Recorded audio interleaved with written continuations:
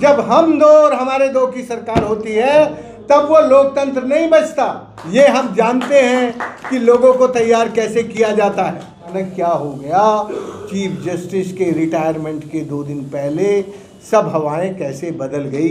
ये कमरे में बैठ के कर दिया कि आपने उन लोगों से पूछा, क्या उन गांव के लोगों से पूछा कि हम लोगों ने अभी, क्योंकि रिपब्लिक डे आ रहा है तो उसी के ईव पे 24 तारीख को हम लोग गुजरात से लेके दिल्ली तक अक्रॉस 4 स्टेट्स आंदोलन की तैयारी है और ये यात्रा आंदोलन की तैयारी के लिए शुरू हो गई है। माफ करना, मैं कोई राजनेता नहीं हूं, पर एक बात बता दूं, ये जो सरकार अभी चल रही है, double engine, triple engine, 4 engine, इस सरकार में ज़्यादातर दलालों का, ठेकेदारों का और कॉरपोरेट का राज चलता है। ये सरकार हम दो हमारे दो की सरकार है। जब हम दो और हमारे दो की सरकार होती है तब वो लोकतंत्र नहीं बचता। तो इसलिए ये जो बीजेपी की सरकार है, मैं बिल्कुल सीधे सीधे कह रहा हूँ, ये तो हम दो और हमारे दो की सरकार है भैया। इस सरकार में अब और इससे ज़्यादा क्या पूछना चाहते हो, पूछ लो। तो यात्रा के माध्यम से क्या कहेंगे? हम यही कहने वाले हैं कि हमें यदि अपना पहाड़ बचाना है, अपना जीवन बचाना है, तो अब हमें खड़े होना होगा और संगठित होकर हम एक ही सत्य जानते हैं। हमारा सत्य है कि अरावली पर्वत हमारे जलवायु का निर्माण करता है और उस जलवायु से हम जिंदा रहते हैं। वो जो हमारी जलवायु है, वो जलवायु सब बिगड़ जाएगी यदि हमारा पहाड़ टूटेगा। ये लोग पहाड़ को खंडित करना चाहते हैं, जबकि अरावली पहाड़ खंडित नहीं है। अरावली पहाड़ की प्रकृति और संस्कृति के योग से हमारी सनातनता बनती है। सनातनता हिंदू शब्द नहीं है। सनातनता का मतलब होता है सदैव नित्य नूतन निर्माण। हम अरावली पर्वत में जो पेड़ पौधे हैं, वो जो उसकी हरियाली है, वो हमेशा निर्माण करती है, वो हमेशा उत्पादन करती है। हम उस उत्पादन को सनातनता मानते हैं, जो कभी मरती नहीं है। सदैव सिद्ध चरे वेती आदि अनंतः, जो सदैव जिंदा रहती है, चलती रहती है। इसलिए सदैव जिंदा रहेगी अरावली, और अरावली के पेड़, अरावली के पौधे, अरावली के जीव जंतु और अरावली का राजेंद्र। आंदोलन की भी किसी आहट है इसके बाद, क्या लग रहा है कि इसके लिए आंदोलन की तैयार है? आंदोलन की तैयारी है और ये यात्रा आंदोलन की तैयारी के लिए शुरू हो गई है। और बड़ी खुशी की बात है कि हमारी बहनें कर रही हैं, नीलम कर रही है, और हम तो हैं ही, खैर हम तो कहीं जा नहीं रहे, हमारी कुसुम बहन कर रही है। हमने इन यात्राओं का नेतृत्व अपनी बहनों को सौंपा है। तो हमारी आजकल जेन जी का भी बहुत वो है, आपका उनके लिए कोई संदेश है? किनका? जेन जी, जो कि युवाओं को, आप युवाओं के लिए मेरा बिल्कुल सीधा संदेश है, सुन लीजिए जरा। नवयुवकों को, युवाओं को यदि अपने सेहत की चिंता करनी है, यदि उन्हें स्वस्थ रहना है, युवाओं को स्वस्थ रहना है, तो अरावली को स्वस्थ रखना ही होगा। यदि अरावली बीमार होगी तो इस देश का युवा स्वस्थ नहीं रह सकता। अरावली को आप जानते हैं, मैं आज नहीं बोल रहा हूँ। मेरे भाई ने बहुत अच्छे सवाल पूछे कि कितने तालाब गायब हो गए, कितने, ये सब अरावली में जो खनन शुरू हुआ, इसने हमारी जल संरचनाओं को, और जो हमारी धरती के अंदर लिगामेंट थे, जो धरती के एक्यूफर थे, जो धरती के फ्रैक्चर थे, उन सब को डिस्टर्ब कर दिया, जिसके कारण भूजल का जो भंडार है वो ओवरड्राफ्ट हो गया, खाली हो गया। आज भारत में 72% अंडरग्राउंड एक्यूफर ओवरड्राफ्ट है, और उसका कारण है लीगल बेहिसाब माइनिंग। इसलिए ये जो माइंस हैं, ये हमें बेपानी बना रही हैं। हम युवाओं से कहेंगे कि यदि उनको पानीदार बनना है, उनको समृद्ध रहना है, तो उन्हें बादल से निकली हर बूंद को पकड़ना है और धरती के पेट में रखना है, जिससे जब उनको ज़रूरत हो उस पानी को निकाल के अपना जीवन चला लें। बस मुझे इतना ही कहना है। कोई भी भूभाग तब तक विघटन के लिए उजागर नहीं किया जाएगा जब तक कि उसे संविधान के अनुच्छेद 21 और 48 के अंतर्गत सावधानी, सिद्धांत, लोक न्यास सिद्धांत तथा अंतर पीढ़ी समानता के सिद्धांतों के साथ पढ़ा जाने पर संवैधानिक निश्चिंतता के साथ पारिस्थितिकी रूप में अनावश्यक ना माना जाए। इसका छोटा अर्थ ये है कि सुप्रीम कोर्ट के चीफ जस्टिस कह रहे थे 92 में कि भैया ये सब नहीं होगा जब तक कि कॉन्स्टिट्यूशन के की धारा 21 और 48 के उसके अनुरूप हम अपने लोक माने हम सब, हम अपने लोक को उसका जो सिद्धांत है उसकी पालना नहीं करते। यदि हम पालना नहीं करते तो हम ये जो पहाड़ है इसको तोड़ने के लिए उजागर नहीं करते, इसमें माइनिंग अलाउ नहीं करते। बिल्कुल साफ तौर से सुप्रीम कोर्ट ने 92 में अरावली में माइनिंग ना हो, पहले गुड़गांवा और अलवर में बंद किया और फिर पूरी अरावली में बंद किया गया। आखिर ये नवंबर में अचानक क्या हो गया? चीफ जस्टिस के रिटायरमेंट के 2 दिन पहले सब हवाएं कैसे बदल गई? ये सवाल मीडिया को पूछना चाहिए। और सवाल तो ठीक है पूछने लायक, लेकिन सवाल ये है कि हवा कैसे बदली, क्यों बदली, किसने बदली, किसके लिए बदली, हमारी अगली जनरेशन के लिए क्या होगा? ये सवाल है। ये मीडिया ये सवाल पूछे तो शायद लोगों को जागरूकता आए। सर एक सवाल आपसे है पर्सनली। जी, आपका नाम जल पुरुष के नाम से पूरे देश ही नहीं विश्व में विख्यात है। हाँ, और जैसा कुछ देर पहले नीलम मैम ने कहा हाँ, कि अभी सुप्रीम कोर्ट में एक ऐसी कार्य प्रणाली विकसित हुई है जिसमें हमारे पिटीशंस को एक्सेप्ट नहीं किया जा रहा। ये इसलिए हो रहा है, या आप भी जानते हैं कि इससे पहले कुछ लोगों ने जो PIL का गलत इस्तेमाल किया या बाद में वो एक्सपोज हो गए, तो किसी एक व्यक्ति के गलत होने के कारण आप अच्छे व्यक्ति को नहीं रोक सकते। तो जब आप जैसे लोग जो लोकतंत्र के 5वें स्तंभ के रूप में वॉलंटरी ऑर्गेनाइजेशन को रिप्रेजेंट करते आए हैं लंबे समय से, तो आप अपने नाम से क्या PIL फाइल किया था? ये मेरा सवाल है। मैंने किया था, तो वो भी नहीं एक्सेप्ट हुआ? वो भी नहीं एक्सेप्ट हुआ। कल वो इंडिविजुअल था या किसी ऑर्गेनाइजेशन? इंडिविजुअल था। वो मैंने अपनी स्थिति में इसलिए किया कि मैं अरावली को बचाने के लिए सबसे पहला मुकदमा किया था और जीता था, और 28,000 खदानें बंद हुई थी 93 में, और पूरी हिम्मतनगर गुजरात से लेके भारत की संसद तक, भारत की संसद का अध्यक्ष शिवराज पाटिल मुझसे ज्ञापन लेने बाहर आया दरवाजे पर कि आप हमारे लिए काम कर रहे हैं। सर इसमें थोड़ा चीज और है, बस लास्ट लाइन। हाँ, ये मामला चल रहा है 20 नवंबर से। हाँ, और आपने पिटीशन फाइल किया कल। हाँ, इतना गैप क्यों हो गया? मैं बताता हूँ। ये बात बहुत काम की पूछी है भाई, ये सब के काम की है।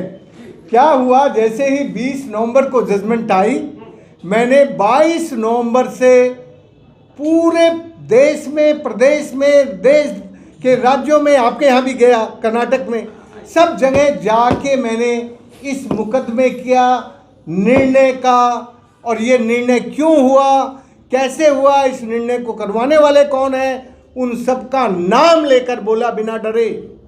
समझ में आई? और वातावरण बनाया, और देश में एक तरह से पूरे देश में आंदोलन खड़ा हो गया। पूरे देश में, हिम्मतनगर गुजरात से लेकर दिल्ली तक सब जगह कोई जिला बचा नहीं जिसमें आंदोलन नहीं हुआ हो। हम सोच रहे थे कि ये जो जन आंदोलन खड़ा हुआ है, ये जन आंदोलन से हमारी न्यायपालिका को, हमारी विधायपालिका को और हमारी कार्यपालिका को कुछ समझ आएगी, और वो समझ के ठीक रास्ते पर अपने आप आ जाएंगे। और फिर मैंने 26 तारीख को, जब मैंने देखा कि आंदोलन बहुत तेज़ी से चल रहा है, 26 तारीख को फिर चीफ जस्टिस को एक पत्र लिखा 2 पेज का। मैंने कहा कि अब ये चीफ जस्टिस की जिम्मेदारी बनती है कि ऐसी परिस्थिति में कुछ दुर्घटनाएं ना हो, हिंसा ना हो, मारकाट ना हो, इसके लिए कुछ इंटरवीन किया जाए, सुमोटो लिया जाए। 26 दिसंबर सॉरी, 1 महीने के बाद, क्योंकि 1 महीना तो मुझे पूरा लग गया भाई तैयारी में, मैं एक दिन कहीं बैठा नहीं। और 28 29 दिसंबर को सुमोटो हुआ, लेकिन इस सुमोटो ने हमारे आंदोलन की हवा निकाल दी। आखिरी सवाल, पिछली कामयाबियां लाजवाब हैं, आंखों में क्या नया ख्वाब है राजेंद्र सिंह जी के मन में, जल पुरुष होने के नाते इस देश में नेचुरल क्लाइमेट को बचाने के लिए? भाई मेरी आंखों में तो ख्वाब बिल्कुल पक्का है कि हम अरावली में कहीं भी बर्बादी नहीं होने देंगे। उसके लिए जब तक जिंदा हैं तब तक लड़ेंगे और लोगों को लड़ने के लिए तैयार करेंगे। ये हम जानते हैं कि लोगों को तैयार कैसे किया जाता है। हम उसके लिए प्रतिबद्ध हैं और उस प्रतिबद्धता के साथ संकल्पित होकर दिल्ली से जा रहे हैं। महीने के अंदर अंदर अपना निर्णय बदला। ऐसा कभी पहले नहीं हुआ कि सुप्रीम कोर्ट के चीफ जस्टिस के निर्णय को चीफ जस्टिस खुद बदले। ये इसलिए हुआ कि भारत के लोकतंत्र में अभी भी लोक आस्था है। लोग खड़े हुए और उन्होंने निर्णय बदलवा लिया। लेकिन अभी जो कल हमने देखा उससे हमें लगता है कि ये 20 नवंबर का जो फैसला था वो भारत में जो अपने पर्वत को बचाने के लिए आंदोलन था उसको ठंडा करने का था।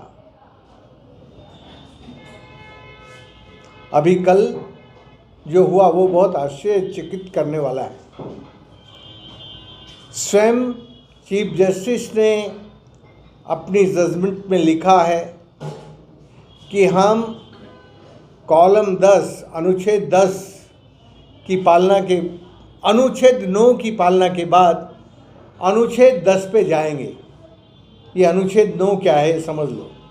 वो ये है कि अरावली पर्वत को पूर्णतः समझना, उसका पर्यावरणीय पारिस्थितिकी और उसकी जो अपनी स्ट्रेंथ है उसको जानना और उसके जानकर ही आगे की कार्रवाई करना कि आगे क्या करना है। तो अनुच्छेद 9 जिस निर्णय में रेखांकित हुआ उसी निर्णय में कल उसी चीफ जस्टिस ने हरियाणा में सफारी के लिए सीईसी को कहा कि भाई आप ज़रा देखो, जबकि निर्णय में लिखा है कि जब तक ये अरावली की पूरी रिपोर्ट विशेषज्ञों की नहीं आती तब तक अरावली में कुछ नहीं होगा। तो ये जो घटनाएं हैं ये हमें आशंकित करती हैं। ये घटनाएं हमारी आशंकाओं को जन्म देती हैं और इन आशंकाओं के कारण ही मुझे लग रहा है कि हमारी न्यायपालिका, हमारी विधायिका, हमारे उद्योगपति और हमारी कार्यपालिका इस मसले को जितनी गंभीरता से समझकर आगे बढ़ना चाहिए उतनी गंभीरता दिख नहीं रही है। इसलिए हम लोगों ने ये तय किया है कि हम पूरी अरावली में एक बार फिर अरावली के लोगों को अरावली का सत्य बताने की कोशिश करेंगे। अरावली का सत्य है कि अरावली एक है, अरावली के संबंध एक हैं, उनको विखंडित करके नहीं देखा जा सकता। अरावली हमारी प्रकृति और संस्कृति के योग का एक पर्वतमाला है। उस पर्वतमाला को खंड खंड करके, टुकड़े टुकड़े करके नहीं देखा जा सकता। इसलिए इस सत्य को बताने के लिए हमारी नीलम बहन, कैलाश जी, प्रभुदयाल जी, लोकेश जी, कुसुम जी, ये सब पूरी अरावली में ये चेतना यात्रा, अरावली संरक्षण यात्रा शुरू कर रही हैं। इस यात्रा में अरावली विरासत से जुड़े संगठन सब शामिल हैं और ये सब गुजरात से, हरियाणा से, राजस्थान से और वो तो दिल्ली की और हरियाणा की हैं ही, ये सब शुरू कर रहे हैं। तो हम लोग सब अलग अलग एरिया से आए हुए हैं, डॉक्टर राजेंद्र सिंह ने बताया आपको, और सब अरावली की गोद में ही रहते हैं। कुछ लोग शहरों के हैं, कुछ लोग गांव के हैं, और अरावली पूरा 700 किलोमीटर का रेंज है लगभग। और हम लोगों ने अभी, क्योंकि रिपब्लिक डे आ रहा है, तो उसी के ईव पे 24 तारीख को हम लोग गुजरात से लेके दिल्ली तक अक्रॉस 4 स्टेट्स ये यात्रा करेंगे। 40 दिन से ज़्यादा लगेंगे, क्योंकि ऑलमोस्ट गुजरात, राजस्थान और हरियाणा में 37 ज़िले हैं अरावली के। आज की डेट में बहुत से ज़िले ऐसे हैं राजस्थान में जिसको सरकार अरावली मानती ही नहीं है। तो इस अरावली संरक्षण यात्रा का हमारा उद्देश्य ये है कि हम हर ज़िले में जाएं जो अरावली के ज़िले हैं, और जो वहाँ पे जो कम्युनिटीज़ जो अरावली की गोद में रह रही हैं उनसे हम बातचीत करें कि कैसे, और ये शोकेस करें कि अरावली की ब्यूटी क्या है और उसकी डिस्ट्रक्शन क्या है हर ज़िले में, और लोग कैसे निर्भर हैं अरावली के ऊपर, और जो डिस्ट्रक्शन हो रहा है उससे उनको क्या इम्पैक्ट हो रहा है। और हाल ही में जो सुप्रीम कोर्ट की जो उन्होंने ये सुओ मोटो अरावली के मुद्दे को उठाया है, तो कल सुप्रीम कोर्ट का हियरिंग था उस मामले में। तो हमारे को थोड़ा सा ये डिसअपॉइंटमेंट है कि बहुत से लोग जो कम्युनिटीज़ हैं जो एक्चुअली अरावली के डिस्ट्रक्शन से इम्पैक्टेड हैं, जो एमिनेंट जो पर्यावरणविद हैं जो अरावली के क्षेत्र में काम कर रहे हैं, उनकी जो इंटरवेंशन एप्लीकेशंस हैं वो कोर्ट ने एक्सेप्ट नहीं करी हैं। सिर्फ एक ही इंटरवेंशन एप्लीकेशन एक्सेप्ट करी गई है जो एक राज्यसभा एमपी के हैं, और वो डॉक्टर कपिल सिब्बल जी उनको रिप्रेजेंट कर रहे हैं। तो ये हमें बहुत ही आश्चर्य हुआ है कि आप सिर्फ एक इंटरवेंशन एप्लीकेशन एक्सेप्ट कर रहे हैं और आप जो दूसरी इंटरवेंशन एप्लीकेशंस हैं उनको आप एक्सेप्ट ही नहीं कर रहे हैं। तो और आप कह रहे हैं कि आप एक हाई पावर्ड कमेटी बनाएंगे। पहले भी सुप्रीम कोर्ट ने कमेटी ही बनाई थी और वो कमेटी ये डेफिनेशन लेकर आई थी, और आप ये बात कर रहे हैं कि आपको सस्टेनेबल माइनिंग करना है। So there is nothing called sustainable mining. तो अभी जो हमारे जो बाकी वक्ता हैं वो इसी चीज़ को बताएंगे कि सस्टेनेबल माइनिंग कुछ नहीं होता है। ऑलरेडी अरावली का बहुत डिस्ट्रक्शन हो चुका है।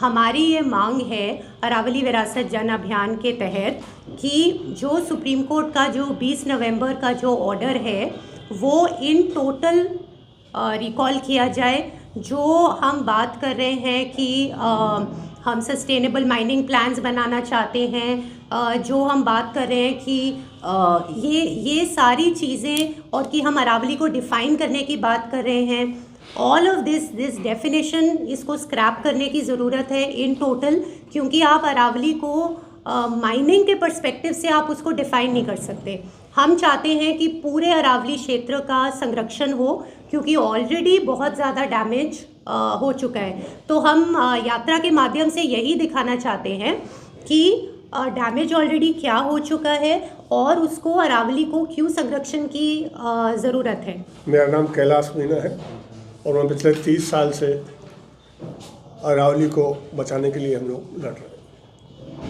जैसा माननीय राजेंद्र सिंह जी ने बताया कि अरावली का एक बहुत बड़ा हिस्सा तमाम प्रशासनिक, न्यायिक, राजनीतिक संरक्षण के बावजूद ये हम 35% के लगभग हिस्सा खो चुके। ये इस देश की प्रशासनिक व्यवस्था, तमाम व्यवस्थाओं पर एक सवाल खड़ा करता है।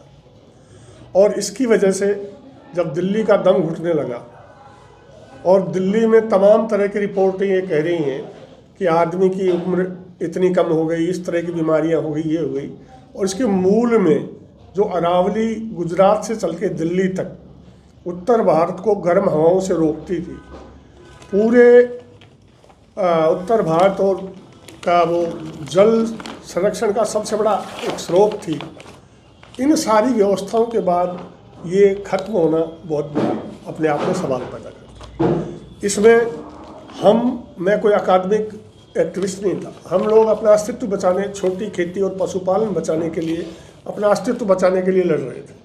और जब हम मुझ जैसे गुजरात से लेकर दिल्ली तक, हरियाणा में, राजस्थान में, जगह जगह हर 20-30 किलोमीटर पर अरावली की तलहटी में लोग लड़ रहे हैं। लाखों हेक्टर ज़मीन उनकी बंजर हो गई। छोटी छोटी नदियाँ जो आजीविका का प्रमुख स्रोत थी वो खत्म हो गई। और जो अरावली की तलहटी में छोटी खेती और पशुपालन का खुशहाल जीवन था वो खत्म हो गया। और इसका सबसे बड़ा नुकसान ये हुआ कि आजीविका खत्म होने के साथ साथ जो युवा पढ़ लिख के इस देश के, उसमें युवाओं का बड़े पैमाने अपराधीकरण हुआ। मैं माननीय उच्च न्यायालय से एक गांव का नागरिक होने के नाते अपील करता हूँ, उम्मीद करता था पहले भी, कि माननीय उच्च न्यायालय कमेटी बनाए जो तय करे कि इस तमाम संरक्षण के बावजूद जो नष्ट हुआ है उनमें लोगों में अपना जीवन खोया है, कितने लोगों ने अपनी आजीविका खोई है, कितने लोगों ने इससे जो सफ़र हुए हैं सिलिकोसिस से, तमाम तरह से, उन पे एक कमेटी बनती और उस कमेटी अध्ययन करती और उनकी पुनर्वास की बात करती। हमें ये कह कि निर्माण के लिए दुनिया के तमाम देशों में निर्माण की जो वैकल्पिक व्यवस्था है उस पे हमारे देश की नियोजनकर्ताओं को सोचना चाहिए था कि तमाम अपने संसाधन बचा के कैसे वो देश खुशहाल है और हम अपने तमाम संसाधन खो के किस हाल में पहुंच गए हैं और एक बहुत बड़ी अशांति हम लोग पैदा कर रहे हैं। क्योंकि आज राजस्थान से जहाँ से मैं हूँ वहाँ मैक्सिमम इलाका नोटिफाइड डार्क जोन है। हमने साहबी जैसी नदियाँ ख़त्म कर दी, हमने सोता ख़त्म कर दिया, बनास में बंद चल रहा है, हमने कासावती ख़त्म कर दी, काटली ख़त्म कर दी। और इन नदियों के हमारे पास एनजीटी के ऑर्डर्स हैं कि इन नदियों को आप पुनर्जीवित करिए, उसके बावजूद हम निराश हैं। हमारे साथ कोटपुतली में जो ये साथी प्रभुदयाल जी लड़ रहे हैं, वहाँ एनजीटी का इनके पक्ष में ऑर्डर हुआ और ऑर्डर होने के बाद 3 नवंबर से आज तक सोता नदी का मेरे पक्ष में ऑर्डर हुआ और उस ऑर्डर के 6 महीने बाद काटली नदी का हमारे पक्ष में ऑर्डर हुआ, उस ऑर्डर के 8 महीने बाद। हम बिल्कुल हताश और निराश हैं। हमने इस अरावली को बचाने में मेरे साथी प्रदीप शर्मा, जो पंडित तारकेश्वर शर्मा के पौत्र थे, उनके परिवार में 6 फ्रीडम फाइटर थे, उनकी हत्या अरावली को बचाने के लिए हुई। ये अपने आप में अफसोसजनक है। मेरे साथी जो कारगिल युद्ध में एक छोटे से गांव डाबला के, उनको शरीर में 3 गोलियां लगी थी, उनको वीर चक्र से नवाजा गया था। वो कारगिल को बचाने के लिए डाबला में अपने गांव के साथ खड़े हुए तो उनको अपराधी करार दिया। जो एक नौजवान देश की सीमा पे लड़ता है और अनेक इस तरह की घटनाएं हम लोगों के साथ घटी हैं। एनजीटी भोपाल के जज, जिस न्यायिक व्यवस्था में हमारी दृढ़ आस्था है, जिस संवैधानिक व्यवस्था में हमारी दृढ़ आस्था है, 2017 में हमारे इलाके में खुद आके कहते हैं कि माइनिंग से कोई इम्पैक्ट नहीं है। अब ये इम्पैक्ट पूरी दुनिया देख रही है। तो मैं माननीय उच्चतम न्यायालय, माननीय इस देश की जो संवैधानिक व्यवस्था, तमाम तरह के आप जैसे पढ़े लिखे लोगों के माध्यम से, क्योंकि दिल्ली थिंक टैंक है आप इस देश का, तो आपसे उम्मीद करते हैं कि जो लोग पिछले इस अरावली में खनन से जो लोग प्रताड़ित हैं, अपने आप के अस्तित्व को बचाने के लिए लड़ रहे हैं, उनकी तरफ आकर आप दोस्ती का हाथ बढ़ाइए, उनकी पीड़ा समझिए, एक कमेटी बनाइए, कुछ भी। और जो खींच के लाने की प्रवृत्ति है उस पर ज़बरदस्ती, आपको क्या ठीक लगता है, किसके जीवन की कीमत पे आप खींच के ला रहे हैं, छीन के लाने की प्रवृत्ति है, इस पर आप पुनर्विचार करिए। आपको क्या चाहिए, लेकिन किनके जीवन की कीमत पे चाहिए? आपको पत्थर चाहिए, आपको नदियाँ ख़त्म, सैंड माइनिंग चाहिए, आपको पता नहीं क्या क्या चाहिए। तो आप अपनी जो नियोजनकर्ता थे, जिन्होंने दिल्ली को बसाई थी, जिन्होंने ये सब बताया, उन नियोजनकर्ताओं ने यहाँ के ज़रूरतों के बारे में क्यों नहीं सोचा? ये आप इस सवाल सरकार के सामने रखिए और सरकार को पुनः सोचना चाहिए। क्योंकि मुझको जो प्रताड़ना सहने को मिली है वो मैं आपके सामने बयान नहीं कर सकता। जितने मुकदमे हम लोगों पर रहे हैं अपने आप में, तो हम लोग अपना अस्तित्व बचाने की लड़ाई लड़ते हैं। हमारी इस देश की संवैधानिक, इस देश की न्यायिक, इस देश की सब व्यवस्थाओं में विश्वास है, लेकिन उस विश्वास को इन व्यवस्था ने तोड़ा है। धन्यवाद। हाँ जी, मैं प्रभुदयाल, कोटपुतली जिला बहरोड से। हमारा एक लंबा संघर्ष है, जो उसकी दास्तान जो कि अरावली के बचाने और हमारे पर्यावरण, खेती और किसानी को बचाने के लिए, साथ ही हमारे बच्चों का जीवन का अस्तित्व ही खतरे में पड़ गया। आज 11 साल के बच्चे में भी वहाँ दमा जैसी बीमारियाँ, छोटे छोटे बच्चों में दमा है, और ऐसा कोई बच्चा या कोई आदमी गांव में नहीं बचा है जिसके स्किन एलर्जी नहीं हो। इतना भयंकर है। इसके लिए जब, क्योंकि जो बिरला प्लांट है, आदित्य बिरला प्लांट, ग्रासिम सीमेंट, तो उसके विरुद्ध जो हमारे यहाँ गांव में ऐसा वातावरण हो गया, पहाड़ी का उन्होंने लीज लिया। लीज के बाद में 2008 से उन्होंने कार्य प्रारंभ कर दिया। जो हमारे यहाँ किसानों के द्वारा इतनी उपजाऊ भूमि थी, हरा भरा क्षेत्र था, उस हरे भरे क्षेत्र को बिल्कुल उजाड़ दिखाया गया। उसमें टीबे और बंजर दिखा करके उसे अधिग्रहण कर लिया बहुत ही सस्ते दामों में। और उसके बाद में जब खनन का कार्य किया तो उस समय गांव से कम 2-3 किलोमीटर दूर होता था, परंतु लगातार खनन के कारण से, क्योंकि खनन का क्षेत्र बढ़ता गया और खनन का क्षेत्र बढ़ते बढ़ते गांव से केवल 82 मीटर दूर आ गया। और 82 मीटर में जब खनन होगा, हैवी ब्लास्टिंग होगी, तो हमारे मकानों में कंपन प्रारंभ हुआ, छज्जे मकाने गिर गए, मकानों में दीवारें आ गई, पट्टियां टूट गई। और इसके कारण से जब लोगों ने देखा कि इस प्रकार से तो हमारा अस्तित्व ही खतरे में पड़ जाएगा, तो इसलिए हमने 12 दिसंबर 2022 को हमने जोधपुरा संघर्ष समिति के नाम से एक कमेटी बना करके उनके विरुद्ध धरना प्रारंभ किया, जो तब से आज तक लगातार चलता आ रहा है। और इस संघर्ष में हमें यानी कि कई बार जेल में भी जाना पड़ा। गांव के 50 स्त्री पुरुषों को गांव से उठा करके पुलिस बल के द्वारा और यानी कि 15-20 किलोमीटर पड़ियाला थाने में ले जा करके बैठा दिया गया।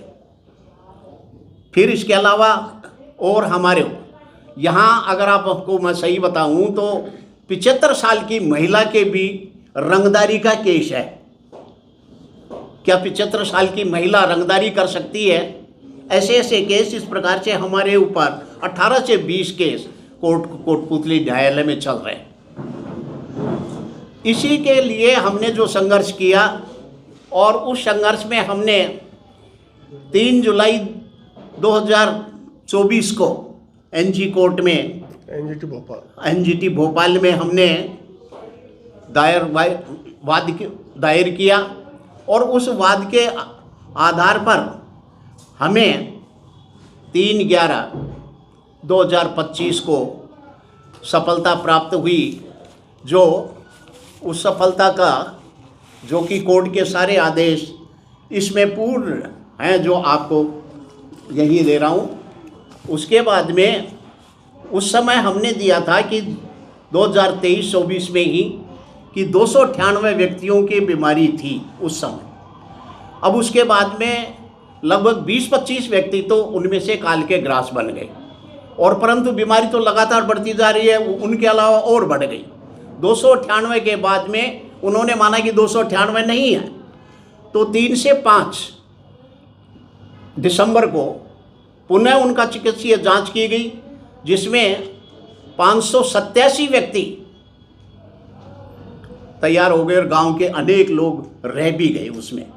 यानी कि 627 का मेडिकल हुआ था, और 627 में से केवल यानी कितने हैं उनके लिए भी ये किया गया था, जो कि कोर्ट के द्वारा, एनजीटी कोर्ट के द्वारा, भोपाल के द्वारा जो निर्णय दिया गया था कि जिनके स्वास्थ्य को नुकसान हुआ है, इसलिए उन्हें 20-20 हज़ार रुपये दिए जाए, तथा इसके अलावा जिनके मकानों में दरारें हैं उन्हें पुनर्निर्माण करने के लिए या उनको बचाव करने के लिए या उन्होंने जो पहले लगाया उसके लिए 50,000 रुपये। परंतु 3 नवंबर से लेकर आज तक हमने सारी चीज़ें, ये बीमारियों की लिस्ट है और हमने वहाँ प्रस्तुत भी की, परंतु कोटपूतली प्रशासन की अभी तक आंखें नहीं खुली। इसके अलावा यह भी किया गया कि राजस्थान राज्य शासन सचिव के द्वारा कि गांव का पुनः दूसरी जगह पुनर्वास किया जाए, और उस पुनर्वास के लिए भी अभी तक न तो कोई समितियां बनी और न ही कोई। कलेक्टर ने फैक्ट्री का फेवर करते हुए ये कहा कि इनका तो हाई कोर्ट में यानी कि अपील दायर हो गया, परंतु अभी तक हमारे पास किसी प्रकार की कोई सूचना नहीं है। और इस प्रकार से यानी कि हम अपने बच्चों को जीवन बचाने, शिक्षा और स्वास्थ्य उनके सही रहे, इसके लिए लगातार संघर्ष कर रहे हैं और करते रहेंगे जब तक हमारे बच्चों का भविष्य सुरक्षित नहीं हो जाएगा। सभी को नमस्कार। और मेरा नाम लोकेश है और मैं हरियाणा के भिवानी से आया हूँ। हरियाणा में 7 ज़िले हैं जिनको हम अरावली ज़िले कहते हैं, और 2 ज़िले सीधे तौर पे जिनसे मैं संबंध रखता हूँ, दादरी और भिवानी। और आज आप लोगों के माध्यम से मैं पूरे देश को हम लोग ये बताना चाहते हैं कि अरावली को ख़त्म होने से क्या नुकसान है, और जो सीधे तौर पर आदमी को भुगतने पड़ते हैं, बाकी जीवों को भुगतने पड़ते हैं, वो भी एक चर्चा है। लेकिन भिवानी ज़िले में तोशाम तहसील का एक गांव जहाँ से मैं बहुत निकट हूँ, खानक, वहाँ पर देश में, अभी भास्कर ने वहाँ पे एक रिपोर्ट की थी कि देश में खानक गांव में सबसे ज़्यादा क्रेशर लगे हुए हैं। और हम लोग जब उस गांव में जाते हैं तो उस गांव में 80% लोग जो हैं सिलिकोसिस, दमा, टीबी और पता नहीं किन किन बीमारियों से ग्रस्त हैं। वहाँ पर डाडम गांव को जो पहाड़ था, अरावली का जो हिस्सा था, वो पूरा का पूरा खोद के गायब भी नहीं कर दिया, वो पाताल तक नीचे ले जाया जा चुका है। अनुमति कितनी मिलती होगी? 100 मीटर या 150 मीटर, वो 300 मीटर से ज़्यादा हमने देखा है उसको नीचे जाते हुए। वहाँ पर अभी पीछे थोड़े दिन पहले ही 5 लोग वहाँ पे वो पत्थर गिरा और उसमें मर भी गए। उसकी क्या जिम्मेदारी है, क्या नहीं है, किसकी है, वो भी एक बातचीत है। लेकिन खानक गांव जैसे हमारे 7 ज़िलों के पता नहीं कितने ही गांव ऐसे हैं जहाँ पर लोग सीधे तौर पर मर रहे हैं। हमारे अनेकों लोग ऐसे हैं, मेरे पास लिस्ट भी है उसकी, मैं आप लोगों के साथ शेयर भी कर सकता हूँ डिटेल्स को, कि जो लोग 40 से 50 साल की उम्र में इस तरह से मौत के मुंह में जा रहे हैं सिर्फ सीधे तौर पर माइनिंग की वजह से। हरियाणा का 80% अरावली का हिस्सा गायब हो चुका है, जिसको किसी भी तरह से पुनर्जीवित नहीं किया जा सकता। जो ये नया शब्द बार बार कहते हैं कि यहाँ पुनर्जीवित, इसको तालाब को करेंगे, यहाँ इसको करेंगे, यहाँ इसको करेंगे, यहाँ इसको करेंगे, लेकिन पहाड़ को पुनर्जीवित कैसे किया जा सकता है? दूसरा, हम ये मानते हैं जो पहाड़ के निकटतम लोग हैं, पहाड़ में रहने वाले लोग हैं, पहाड़ की गोद में रहने वाले लोग हैं, कि मैं व्यक्तिगत तौर पर मेरी भी दोनों किडनी डैमेज हैं। तो जब मैं इस पूरे प्रोटेस्ट में लोगों के बीच में था लंबे समय तक, तो उसके बाद जब मैंने अपने सारे टेस्ट करवाए तो वो और ज़्यादा डिस्टर्बिंग थी, क्योंकि हरियाणा का अब ये रिपोर्ट थी कि 15 ज़िलों का 51 गांव ऐसे तो हैं जिनका पानी पीने लायक ही नहीं है, वो जहर है, और 3500 के आसपास ऐसे गांव हैं जिनका पानी पीने लायक नहीं है। उसमें क्लोराइड है, उसमें फ्लोराइड है, नाइट्रेट है, आर्सेनिक इतना ज़्यादा बढ़ा हुआ है जो सीधे तौर पर कैंसर जिससे हो जाता है। किडनी तो डैमेज होगी, लीवर डैमेज होगा ही होगा। इसकी जिम्मेदारी किसकी है? क्या आप जब माइनिंग के लिए उनको किसी माइनिंग करने वाले व्यक्ति को जब उसका लाइसेंस देते हो, तब उसकी जिम्मेदारी तय होती है कि इस क्षेत्र में अगर कोई बीमार होगा तो वो सीधे तौर पर तुम उसके लिए जिम्मेदार होगे। ये पहाड़ों की हत्या के साथ साथ लोगों की भी सीधे तौर पर हत्या है। कैलाश जी ने बताया कि माइनिंग के खिलाफत करने पर हत्याएं हुई, लेकिन उनकी खिलाफत तो दिख रही थी। जो अंदर ही अंदर जो लोग घुट रहे हैं, हम लोग देखते हैं उनको कि पूरा जीवन लगा के, जो लोग पूरा जीवन की मेहनत की कमाई लगा के घर बनाते हैं, अगले दिन वहाँ पे ब्लास्ट होता है और उसमें दरार ऐसी आ जाती है जिसकी भरपाई नहीं हो सकती, पूरा घर डैमेज हो गया। ऐसे घर पता नहीं कितने घरों में हम लोग रहते हैं। ये सीधे तौर पर वो नुकसान है जो हम लोग झेल रहे हैं। दूसरा, फसलें हमारी बहुत ज़्यादा डिस्टर्ब हो गई हैं। कह रहे हैं कि किसान ये कर रहे हैं, किसान वो कर रहे हैं। किसानों के ऊपर आप लोग क्या कर रहे हो कि ये जो अरावली पूरा डिस्टर्ब हो रही है, इसकी वजह से तो जो धूल भरी आंधियां आ रही हैं, वहाँ पर पैदावार 50% कम हो गई है। 50% जब पैदावार कम हो गई है तो उसके बाद किसान वहाँ से माइग्रेट हो रहे हैं, कुछ और चीज़ों पे आ रहे हैं। उसके बाद उस ज़मीन का भी अधिग्रहण ये लोग कुछ कुछ कह के कर लेते हैं, वहाँ पर भी वो सैंड माइनिंग करने लग जाते हैं। तो आपको हर कीमत पे हर चीज़ को लूटना ही है। आप पहाड़ को तो मार ही रहे हैं, इसके साथ साथ आप सभी जीवों को मार रहे हैं। ये मैं आपको बताना चाहता हूँ कि हरियाणा में 8 से 10 ऐसे चिन्हित किए जा चुके हैं वाइल्ड लाइफ डिपार्टमेंट के द्वारा कि वो जीव विलुप्त हो चुके हैं, अब वो दिखाई नहीं देते हैं। इतनी सारी जड़ी बूटी हमारे पहाड़ में होती थी। अभी देवसर पहाड़ है हमारा पास में ही, वहाँ पर गिलोय है, ये सब चीज़ें वहाँ पर बहुत लेसुआ है जो अनेक बीमारियों को ठीक करता है। वो सारा का सारा तो गायब हो गया। वो सारे के सारे जो पेड़ पौधे थे वो विलुप्त हो गए, जिनसे सीधे तौर पर ट्रीटमेंट भी था। तो क्या आप सारी इस मानव सभ्यता को एलोपैथी के ऊपर डिपेंड कर देना चाहते हो? आप उसके कब्जे में भी हमें लाना चाहते हो? हम लोग तो अपना ट्रीटमेंट वहीं से कर लेते थे, हमें तो डॉक्टर के पास जाने की जरूरत ही नहीं होती थी।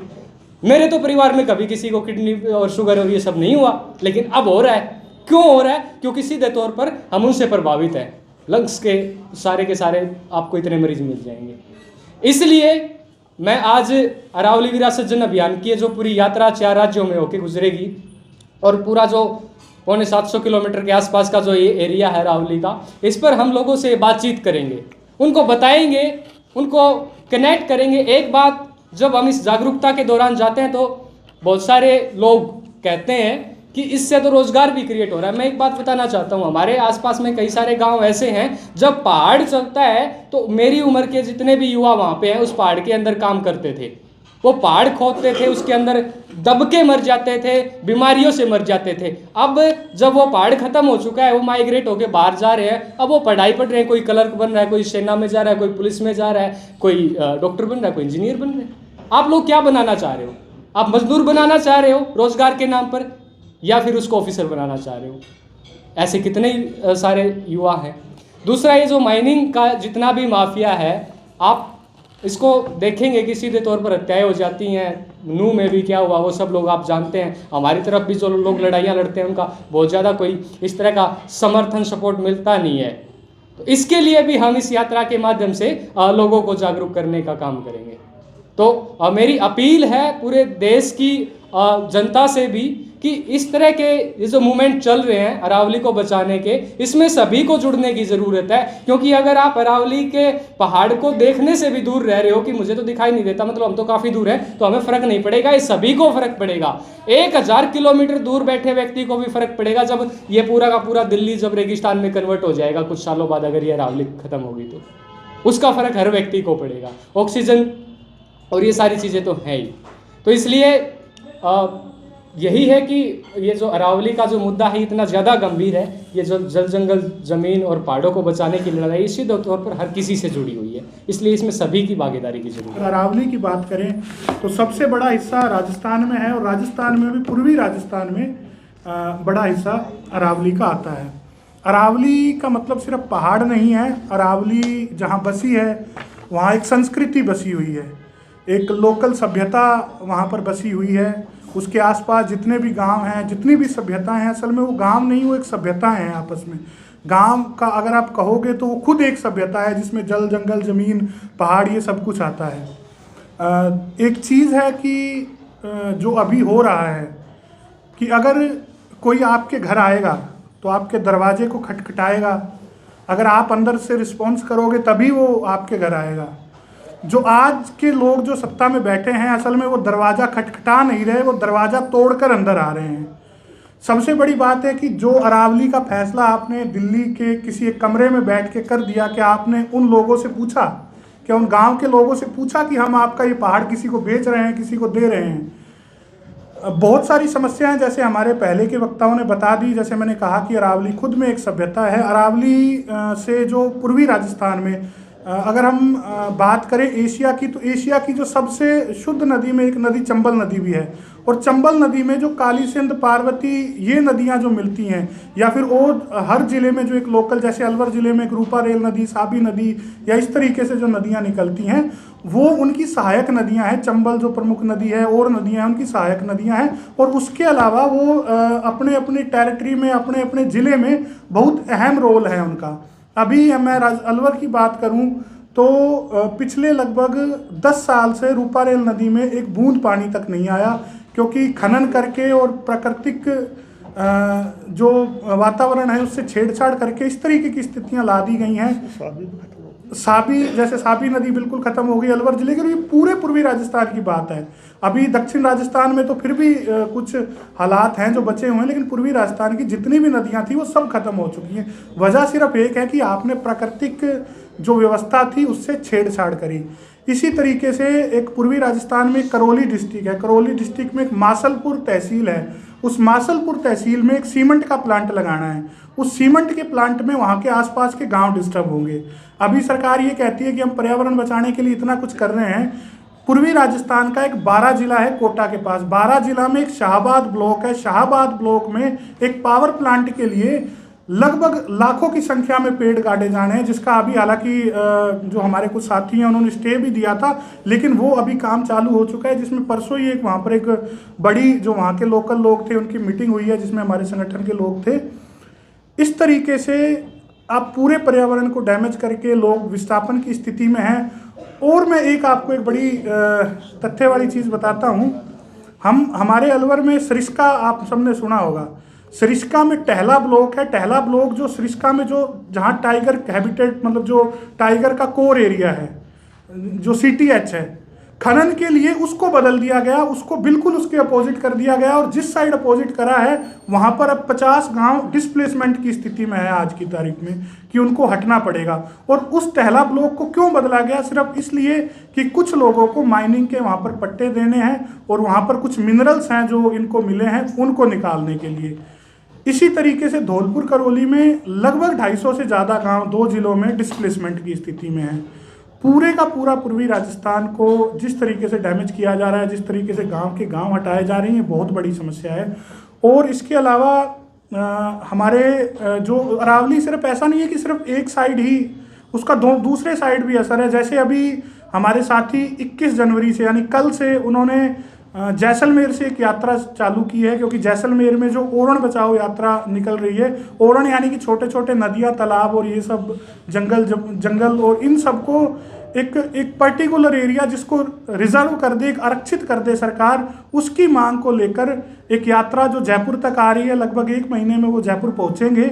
वो भी हमारे साथी यात्रा निकाल रहे हैं। और इस अरावली बचाओ यात्रा, अरावली संरक्षण यात्रा का सिर्फ एक पहाड़ बचाना एक वो नहीं, बल्कि एक सभ्यताओं की लड़ाई है। और मैं लास्ट में सिर्फ यही कहूँगा कि जिस मुल्क की या जिस प्रदेश की या जिस कौम की सभ्यता मर जाती है तो वो मुल्क, वो कौम, वो देश मर जाता है। इसलिए आप सब मीडिया वाले, आप सबको आमंत्रित करते हैं, आप आइए ताकि हम अपने देश को, अपनी सभ्यता और अपने गाँव को बचा लें, क्योंकि जिस दिन ये खत्म हो जाएगा उस दिन हमारा मुल्क खत्म हो जाएगा। धन्यवाद।